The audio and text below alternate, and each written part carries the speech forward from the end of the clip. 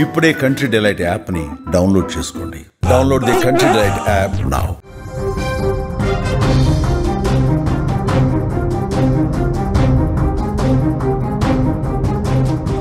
ఇవాళ మనవరాలుంటే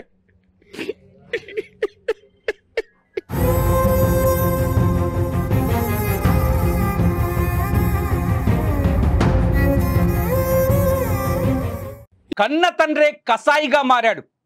మద్యం మత్తులో మనిషిని అన్న సంగతిని మరిచిపోయి ఒక బిడ్డకు తండ్రిని అన్న సోయిని మరిచి మృగంలాగా మారాడు. కన్న బిడ్డను 2 కాళ్ళు పట్టుకొని నేలకేసి కొట్టి చంపాడు.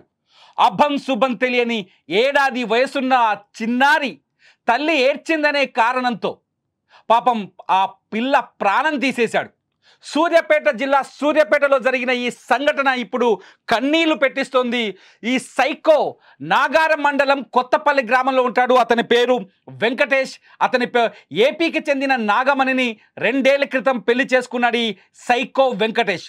శుక్రవారం మద్యం మత్తులో భార్యతో గొడవ పడి ఆ సమయంలో గొడవ పడుతున్నాడు. గొడవ పడేటప్పుడు పాపం ఏడాది పాప కన్నీళ్లు పెట్టుకుంది, భయపడి ఏడ్చేసింది.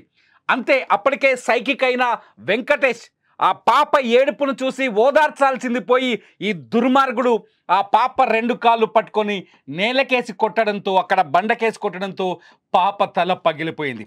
ఊహించుకుంటేనే కన్నీళ్ళు వస్తున్న ఈ సంఘటన. ఒక్కసారి ఆ తల్లి కన్నీళ్లను చూడండి. ఒక్కసారి ఆ తల్లి ఏడుస్తుంటే నిజంగా గుండె ద్రవించిపోతుంది. సూర్యాపేట జిల్లాలో జరిగిన ఈ సంఘటన ఇప్పుడు అందరినీ బాధిస్తోంది, కన్నీళ్లు పెట్టిస్తుంది. పాప ఎంత ముద్దుగా ఉందంటే, మేము రూల్స్ ప్రకారం ఆ పాప ఫోటో చూపించడానికి లేదు కాబట్టి మాస్క్ వేసాం. ఆ పాప చూస్తే బంగారంలా ఉంది. అరే, ఏడాది కూతురును ఏ తండ్రి అయినా అలా చంపుతాడా? వీడు తండ్రా రాక్షసుడా అనిపిస్తుంది. ఇప్పుడు ఒక తండ్రి, ఈ వెంకటేష్ మామూలుడేం కాదు, బీటెక్ వరకు చదువుకున్నాడు. పోనీ తెలివి తక్కువడు కాదు, బీటెక్ వరకు చదువుకొని 2 ఏళ్ల క్రితం పెళ్లి చేసుకొని ఖాళీగా ఊళ్ళో తిరుగుతూ కొంతకాలం జులాయి స్నేహితులతో దోస్తాన్ చేస్తూ వాళ్ళతో కలిసి తిరిగి తాగుడు, గంజాయి వంటి అలవాట్లకు బానిసైపోయాడు.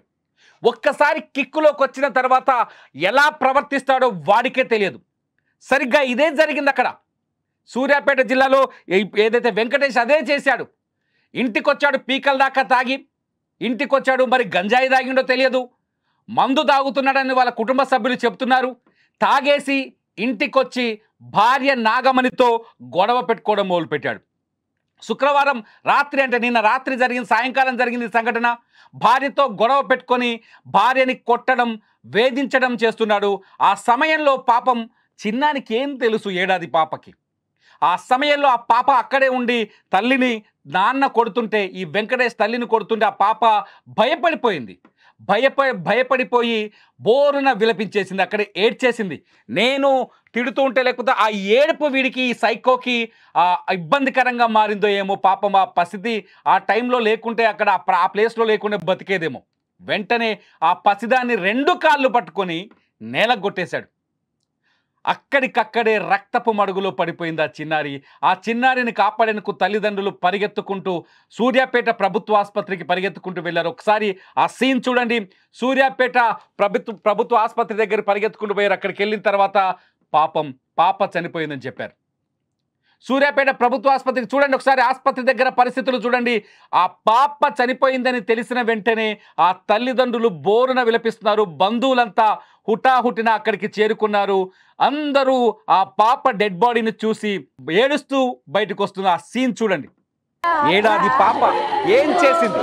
ఏం తప్పు చేసిందా ఏడాది పాప? ఏం తప్పు చేసిందా ఏడాది పాప? ఈ దుర్మార్గుడి కడుపులో పుట్టడమేనా? ఈ తాగుబోతు కడుపులో పుట్టడమే ఆ పాప చేసిన తప్ప? ఈ తాగుబోతు కడుపులో పుట్టడమేనా? ఈ అమాయకురాలైన నాగమణి భర్తని ఎంత కంట్రోల్ చేయాలనుకుంది, తాగుడు నుంచి కంట్రోల్ చేయాలనుకుంది. బీటెక్ చదివాడు కదా, ఏదైనా మంచి ఉద్యోగం చేస్తాడనుకుంది. కానీ కొద్ది రోజులుగా తాగుడు కోసం తాగుబోతుగాళ్ళ వెంట తిరిగాడు. కూలి పనులకు వెళ్ళి ఆ డబ్బులు తీసుకొచ్చి తాగేసి ఇంటికొచ్చి భార్యని వేధించడం మొదలుపెట్టాడు. ఒకసారి మీరు ఆలోచించండి, మీ పిల్లలు, మీ కుటుంబంలో మీ కొడుకు, మీ కన్న కొడుకు ఇలా తయారైతే, తాగుబోతుగా తయారైతే ఎంత ప్రమాదకరంగా మారుతుంది. ఏ భార్య తాగుబోతు భర్తను భరించగలుగుతుంది? పీకల దాకా తాగేసొచ్చి ఇంటికొచ్చి భార్యపై దాడి చేస్తుంటే, పీకల దాకా తాగేసొచ్చి కుటుంబ సభ్యుల్ని బాధ పెడుతుంటే ఎవరు భరించగలరు? అలాగే నిలదీయాలనుకుంది నాగమణి భర్తని. కానీ నిలదీసే క్రమంలో పాపం అభంశుభం తెలియని ఆ చిన్నారి అక్కడే ఉంది, ఏడ్చింది. దీంతో చిన్నారిని 2 కాళ్ళు పట్టుకొని నేలకేసి కొట్టాడు. ఈ సంఘటన నిజంగా కన్నీళ్ళు పెట్టిస్తుంది. ఒక్కసారి ఆ తల్లి ఏడుపు వినండి, మీ గుండెలు కరిగిపోతాయి, మీ కళ్ళ నుంచి కన్నీళ్లు కారుతాయి.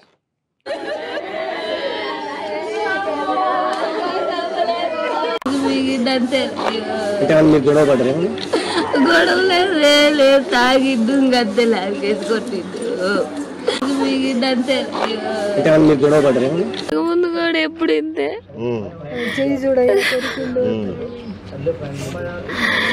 ఇంతే చేస్తుండే. నేను ఇంటికి పోయినా మా అమ్మ వాళ్ళ ఇంటికి. నేను వచ్చి వారమే అవుతుంది. ఇడికి వారంలో నా బిడ్డను కాసేసిండవు.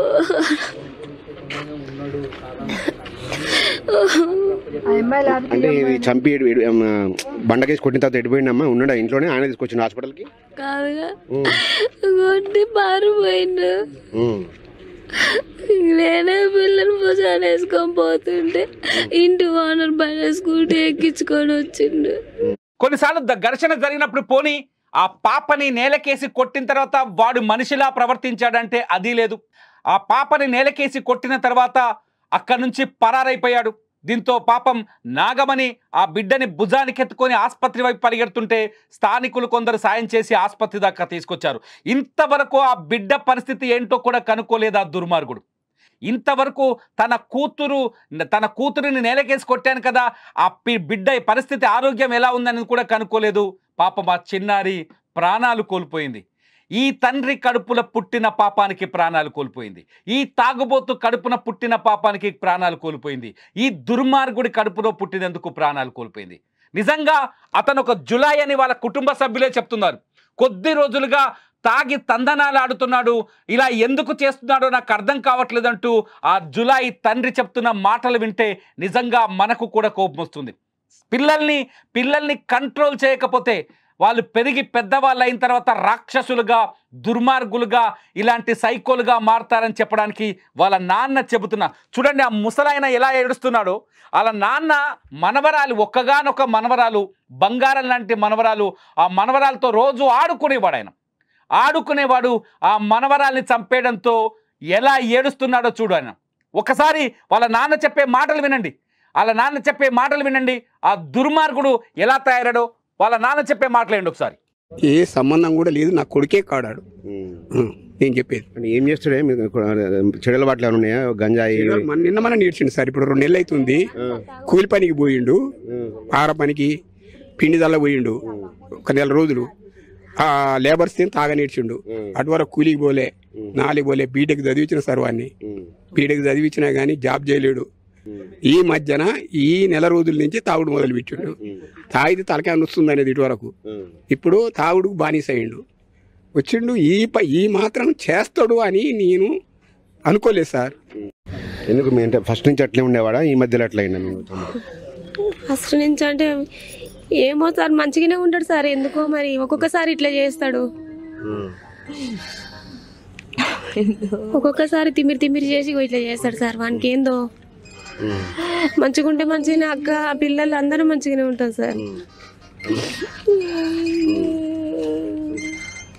గంజాయి గ్రామీణ ప్రాంతాల్లో గంజాయి ఎటువంటి దుర్మార్గాలకు కారణమవుతుందో సూర్యాపేటలో జరిగిన ఈ సంఘటన సాక్షిగా నిలుస్తుంది. గ్రామీణ ప్రాంతాల్లో విచ్చలవిడిగా దొరుకుతున్న గంజాయి మనుషులని రాక్షసులుగా ఎలా మారుస్తుందో ఈ సంఘటనను చూస్తే మనకు అర్థమవుతుంది. రూరల్ ఏరియాలో గంజాయి వినియోగం పెరిగిపోయింది, గంజాయి అమ్మకాలు పెరిగిపోయాయి. అంతేకాదు అదుపు లేని మద్యం కుటుంబ జీవితాల్ని నాశనం చేస్తుంది. ఈ బంగారు తల్లి ఎవరైతే చనిపోయారో 7 ఏడాది పాప మద్యానికి గంజాయికి మాత్రమే బలైందని చెప్పాలి. కన్న తండ్రి కన్న తండ్రి రాక్షసుడిగా ఎందుకు మారాడని ఒక్కసారి ఆలోచిస్తే ఆ వెంకటేష్ మార్పు వెనుక మద్యం గంజాయి అనే 2 దురలవాట్లు ఉన్నాయని మనకు అర్థమవుతుంది. తాగుబోతు కాకపోయి ఉంటే, లేకపోతే గంజాయికి బానిస కాకపోయి ఉంటే ఇవాళ ఆ చిన్నారి బతికుండేది. తన కన్న బిడ్డ, రక్తం పంచుకొని పుట్టిన కన్న బిడ్డనే కాళ్ళు పట్టుకొని నేలకు కొట్టాడు అంటే ఆ ప్రభావం వెంకటేష్ మనస్తత్వాన్ని మాత్రమే కాదు, ఖచ్చితంగా అతనికున్న దురలవాట్లది కూడా. అతను తాగుబోతని, గంజాయి తాగుతున్నాడని, మద్యం సేవిస్తున్నాడని కన్న తండ్రే చెబుతున్నాడంటే మనం పరిస్థితిని అర్థం చేసుకోవచ్చు. సూర్యాపేట లాంటి ప్రాంతాల్లో గంజాయి విచ్చలవిడిగా అమ్ముతున్నారా అనే పెద్ద క్వశ్చన్ ఇక్కడ మనకు ఉత్పన్నమవుతుంది, అతిపెద్ద ప్రశ్న. నిజంగా ఈ దుర్మార్గాన్ని తలుచుకుంటే గుండె ద్రవించిపోతుంది. ఎవరికైనా బిడ్డలున్నారు, పసిబిడ్డని అల్లారు ముద్దుగా చూసుకుంటాం. చీమ కరిసిన మన బిడ్డకు ఒక చీమ కరిసినా మనం తట్టుకోలేం, కాలికి చిన్న ముళ్ళు గుచ్చుకున్నా తట్టుకోలేం. అటువంటి సున్నితంగా చూసుకోవాల్సిన పసిబిడ్డని కాళ్ళు పట్టుకొని నేలకు కొట్టాడంటే వాడి హృదయం ఎంత కఠినంగా, ఎంత నిర్దయగా మారిందో మనం అర్థం చేసుకోవచ్చు. ఇంత క్రూరంగా ఎందుకు ప్రవర్తించాడు అంటే కేవలం మద్యం గంజాయి. మళ్ళీ చెప్తున్నాను, గంజాయి మత్తులో, మద్యం మత్తులో జరుగుతున్న దుర్మార్గాలకు నిలువెత్తు నిదర్శనం ఇవాళ సూర్యాపేటలో జరిగిన ఈ సంఘటన. మీరేమనుకుంటున్నారు? వెంకటేష్ లాంటి వ్యక్తుల జీవితాల్ని నాశనం చేసి వాళ్ళని క్రిమినల్స్గా మారుస్తున్న ఈ మద్యం గంజాయి అలవాట్లని తిప్పి కొట్టాలంటే ఎటువంటి చర్యలు తీసుకోవాలి? మీరేమనుకుంటున్నారో ఈ వీడియో కింద కామెంట్ చేయండి.